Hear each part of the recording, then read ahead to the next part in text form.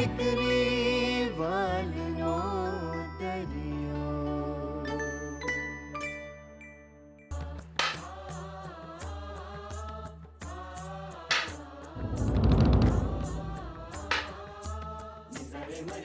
ખબરદાર,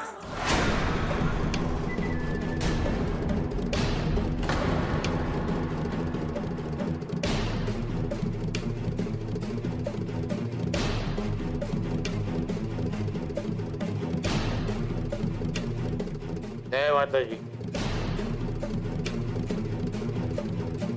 માતાજી બધા એને સદબુદ્ધિ આપે. સાંભળી લો બધાય, આ છોકરીઓ ગોયણી તરીકે નહીં ચાલે.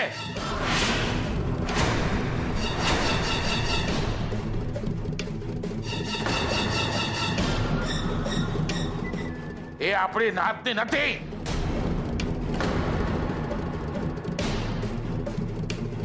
હાથ જોડી આદા, પણ સુધારું. માનતા 14 કુંવારિકાઓના ગોળની જમણની થઈ હતી. પછી એ નાતની હોય કે પરનાતની, શું ફરક પડે છે?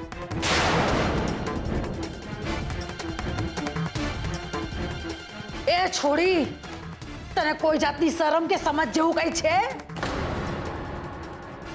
મોહન, મીરા બહુ, આપણી નાતમાં છોડીઓ મરી પરવાયરી છે કે આપણે ત્યાં પરનાતની છોડીઓ જમશે?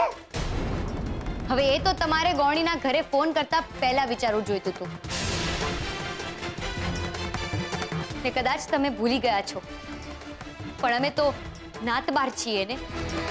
તો પછી નાતબારના લોકો કંઈ પણ કરે એનાથી નાતને શું? અમે નાતબાર છીએ ને આ બધી સમાજબાર.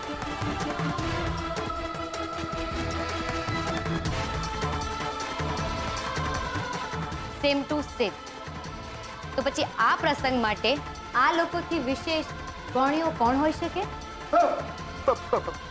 બરાબર કિંજલ, બરાબર.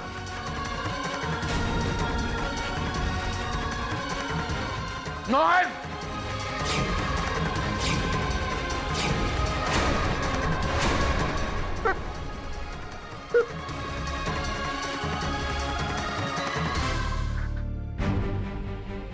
દાદા, તમે રાહુલને દુકાનની ચાવી આપી?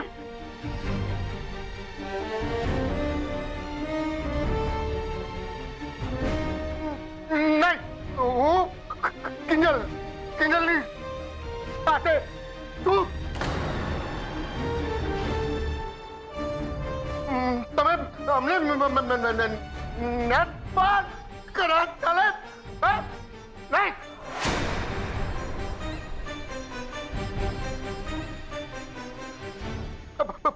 બોલો બોલો, રાંદલ માતની જય! બોલો રાંદલ માતની જય! રાંદલ માતની જય! બોલો રાંદલ માતની જય!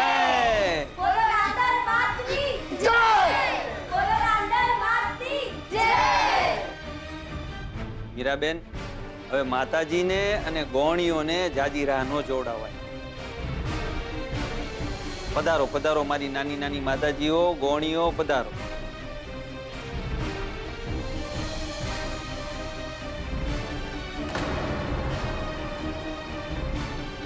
અને મીરાબેન, દરેક ગોણીના પગ ધોઈ અને એમને ચાંદલા કરવાની હવે તૈયારી કરો.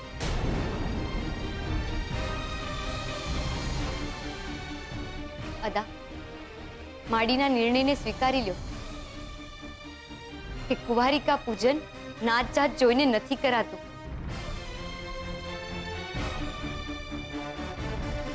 એ તો કરાતું હોય છે આ નાની નાની ભૂલકીઓની અંદર જે પવિત્રતા હોય છે એનું.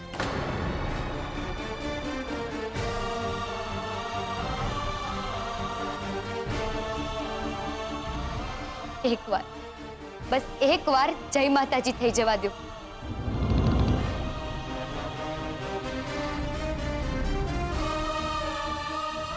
ને બા, તમે પણ એક માં છો ને આ નાની નાની ભૂલકીઓ એ પણ માનું પ્રતીક છે.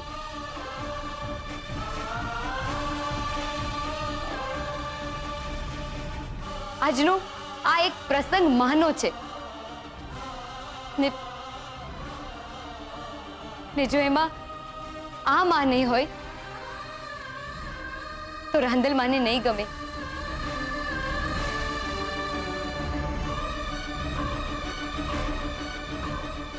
અરે લોકો તો પોતાના ગુનાઓની માફી માંગવા માટે માના દરબારે જતા હોય છે, જ્યારે આપણે આંગણે તો માડી પોતે પધાર્યા છે.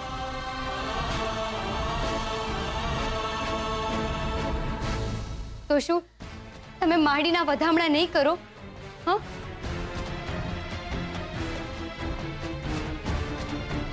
ભવાની વહુ, તમે આવો છો કે હું જાઉં? મીરા બહુ ઝટ કરો.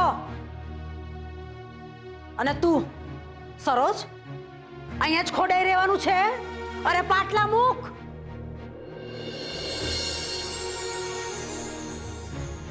અને તમે બે જણ્યો ક્યાં સુધી ખોડાણી રહેશો?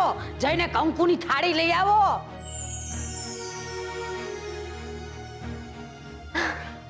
અરે ચૌ માતાજીના પગ ધોવાનો મોકો ક્યારેક જ મળે. પૈસા જલ્દી કરો જાઓ.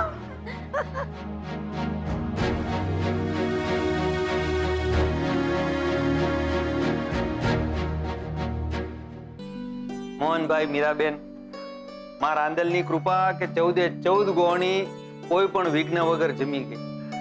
અને માં રાંદલની તમારી જે માનતા હતી એ માનતા પણ પરિપૂર્ણ થઈ. માં રવિ રાંદલની અસીમ તમારા પર કૃપા રહે અને તમારી ખૂબ પ્રગતિ થાય ને તમારા સર્વ મનોરથ પૂર્ણ કરે. જય માતાજી. જય માતાજી.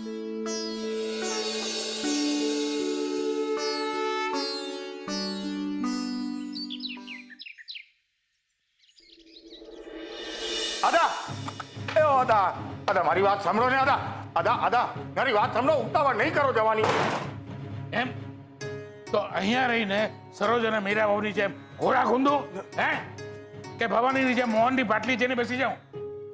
એક તોલી ખીજલડી કોઈ વાતે સમજવા તૈયાર નથી, હથિયાર હેઠા મૂકવા તૈયાર નથી. અને બીજી બધું તારો રાહુલ ગાજરની પીપુડી ખોટાડો નહીં તો. આદા બધું તું ચૂપ રહે ને ભાઈ, મારે મોડું થાય છે. હાય હાય આદા, તમે ક્યાં ઉપડ્યા? વાર છે સરોજ ભાઉ, માતાજી હજી ઉપડ્યો નથી ને એટલે રાજકોટ ઉપડવું પડે ને મારે. તમે જે બે વહુઓએ, ખાસ કરીને ભવાની, તમે જે કર્યું છે ને એવું કોઈ કાળે ભૂલીશ નહીં અને નાથને ભૂલવા પણ નહીં દઉં. નાથની પત્રિકામાં વાંચી લેજો કે આદાએ તમારા માટે શું શિક્ષા નક્કી કરી છે. ઈ તો અદા હવે જે તમારી સજા ઈ જ મારી સજા હશે ને. નાતબારનો ઉમરો તો તમે આજે ઓળેંગા જ ને. અરે એ તો મારે આવવું પડ્યું. પેલી કેન્દ્રી નાતબારની ટેણીઓને લઈને આવી હતી, એને રોકવા માટે મારે મોહનનો ઉમરો ચડવો પડ્યો. અદા હું ઈ કંઈક આવા કારણથી ત્યાં રોકાણી થી રાહડા લેવા નહીં કાંઈ. આ ગોળીઓને ફોન ઘુમેડીને તમારાથી થતા તો થઈ ગયું આ પાપ. પણ પછી મને વિચાર આવ્યો, અરે રે ભવાની, અદાથી તો ભારે ભૂલ થઈ ગઈ. પૈસા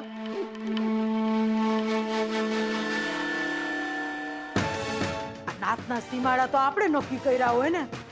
માડીને મન ભટ્ટ પરિવાર એટલે તો આખે આખો ભટ્ટ પરિવાર ને. આ માડી થોડા નાતની પત્રિકા વાંચવા બેવાના હતા કે આ નાતબાર નહીં. સાચું કે નહીં? વાહ વાહ વાહ, પોઈન્ટ પકડ્યો છે. વાહ હે ને.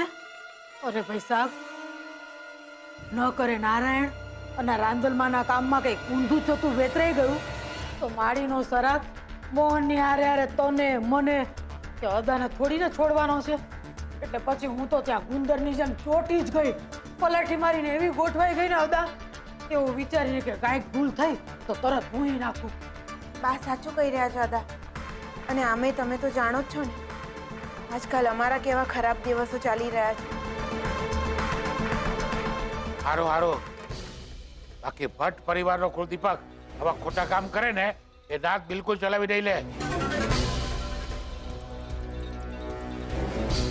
અને કાન ખોલીને સાંભળી લે રાઘવ. રાહુલને જરા કાબુમાં રાખતો જા. એ તો મોહનના ઘરની બહાર જે નાસ્તો પાટિયું લાગ્યું છે ને એ તમારા ઘરની બહાર લાગતા વાર નહીં લાગે, સમજ્યા? જય માતાજી. અદા હું રિક્ષા બોલાવી દઉં. તું રહેવા દે ને ભાઈ. ગઈ વખતે કેવી બોલાવી હતી મને ખબર છે. જાત વગર જાત્રા ખોટી, સમજો? અદા સાંભળો. અદા શાંતિ રાખો ને બે જણા. ભલે જતા. અરે રિક્ષામાં ના બેસવું તો ના બેસે. મારે તો તાટે પાણીએ ખસ ગઈ. ને રાહુલ હાથમાંથી.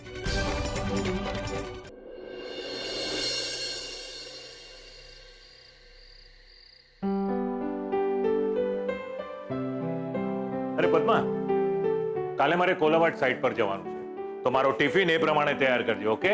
ભલે. સેજલ પણ તમારી સાથે આવવાની છે. હા, કાલે તો નથી આવવાની, પણ બહુ જલ્દી આવતી થઈ જશે. અરે હોશિયાર છે તારી થનાર વહુ. હા, એક મિનિટ, તું કેમ આવું પૂછે છે મને? ક્યાંક એની સાથે કાલે શોપિંગ પર જવાનો પ્લાન નથી બનાવ્યો ને? ના ના, જસ્ટ એમ જ પૂછ્યું. તમને એવું થતું હશે કે હું દર વખતે રૂપેશનો પક્ષ લઉં છું, પણ મેં એક વાત નોટિસ કરી છે. જ્યારથી સેજલે ઓફિસ જોઈન કરવાની વાત કરી છે ને, ત્યારથી એના ને રૂપેશના ઝઘડા વધી ગયા છે. તો ક્યાંક આજ તો તમારો પ્લાન નથી ને? જો અત્યારે મને બહુ ઊંઘ આવે છે, જય જિનેન્દ્ર. નારાજ થઈ ગયા?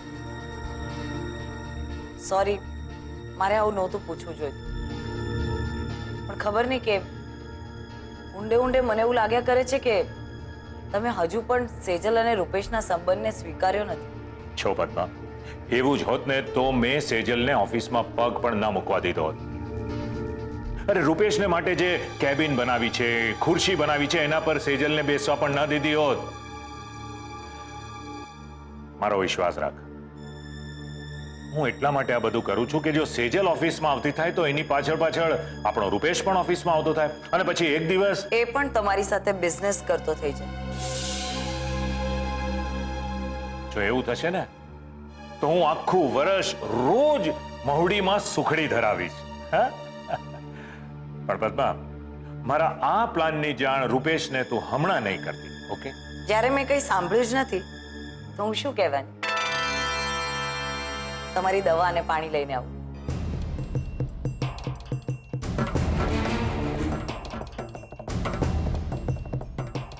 પદ્મા, પદ્મા, પદ્મા, કેટલો સહેલાઈથી વિશ્વાસ કરી લે છે તું મારી વાત પર. આઈ એમ સોરી, મારે તારી સાથે ખોટું બોલવું પડી રહ્યું છે, પણ જ્યાં સુધી સેજલ અને રૂપેશની સગાઈની વાત છે, કોકણું ગૂંચવાવા તો દે. પછી દોરા કાપતા અને સાંતા ક્યાં નથી આવડતા.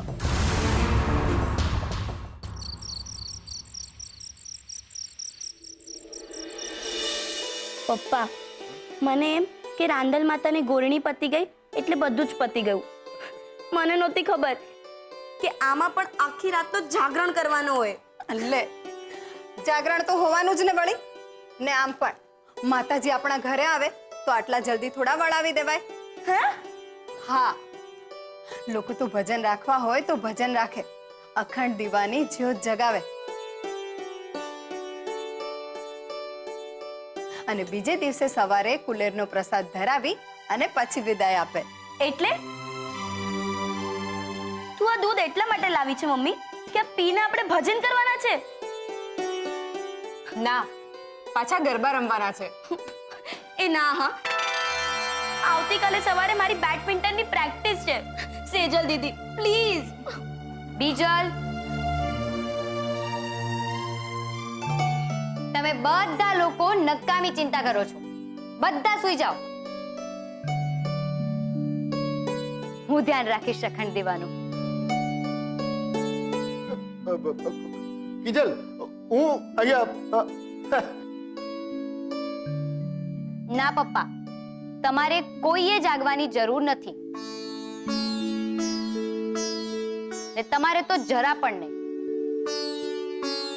ને મમ્મી જા, તું પણ જઈને આરામ કર. ને ઓ મેડમ ફૂલ બેટ, તમારે સવારે 6 વાગે અક્ષય સર હા પ્રેક્ટિસ માટે નથી જવાનું ને, નહીતર 25 રાઉન્ડ ઘૂમતે રહો. એટલે જાઓ ઉપડો. એ સંઘવી કન્સ્ટ્રક્શન તમે પણ, મને વાંધો નહીં આવે, મારે તો દુકાન ખોલવાની અને એ પણ ગુલાબ સમયસર ખોલી દેશે એટલે આપણું કામ થઈ ગયું. જરાય નહીં. પપ્પાને જવું હોય તો ભલે જતા. હું અને સેજલ દીદી અહીંયા જ બેસીને કિંજલને હેરાન કરીશું. ના હો, તમે બંને જઈને સૂઈ જાઓ. કિંજલ ભલે અહીંયા રહેતી, અને હા તમે પણ ચલો, તમારે આરામ નથી કરવાનો. ચલો.